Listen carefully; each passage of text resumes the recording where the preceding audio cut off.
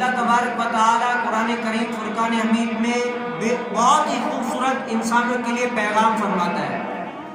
اگر آپ قرآن کریم فرقان حمید کی تفسیر کو پڑھیں نا تو آپ کو پتہ چلے گا کہ میرا رب تعالیٰ بندوں سے کتنا ہی خوبصورت انداز سے کلام فرماتا ہے۔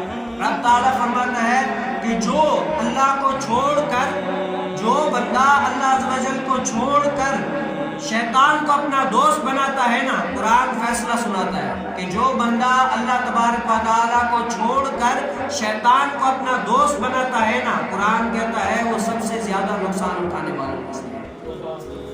جو بندہ اللہ تبارک و تعالیٰ کو چھوڑ کر اور شیطان کو اپنا دوست بناتا ہے تو قرآن کہتا ہے کہ سب سے زیادہ نقصان اٹھانے والا بندہ وہ ہے۔ اب اللہ کو چھوڑا کس طرح؟ رب تعالیٰ کہتا ہے کہ نماز پڑھو، رب تعالیٰ کہتا ہے کہ نماز پڑھو، اور شیطان کہتا ہے کہ نماز نہیں پڑھو۔ رب تعالیٰ فرماتا ہے کہ روزے رکھو، شیطان کہتا ہے کہ روزے نہ رکھو۔ رب تعالیٰ فرماتا ہے کہ جھوٹ نہ بولو، شیطان بولتا ہے کہ جھوٹ بولو۔ اللہ تبارک و تعالیٰ بولتا ہے، اللہ تعالیٰ فرماتا ہے کہ سچ کا ساتھ دو، جھوٹ کا ساتھ نہ دو، شیطان کہتا ہے جھوٹ کا ساتھ دو، سچ کا ساتھ نہ دو۔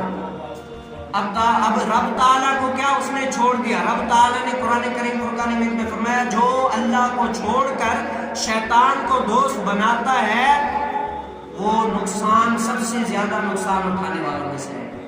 آج ہم دیکھیں کہ ہم اس قرآن کے نظریے کے مطابق ہیں یا نہیں ہیں؟ جس طرح رب تعالیٰ نے ہم سے کلام فرمایا، کیا اس کے موافق ہے یا مخالف ہے؟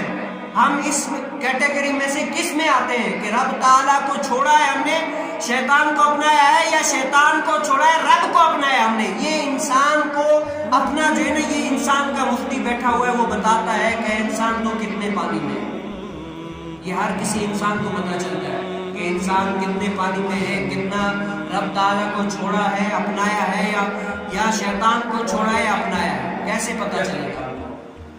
آج ہمیں بھی چاہیے کہ ہم بھی اللہ تبارک و تعالیٰ کو اپنائیں اور شیطان کو چھوڑیں، رب تعالیٰ کے حکم پر سر خم کریں۔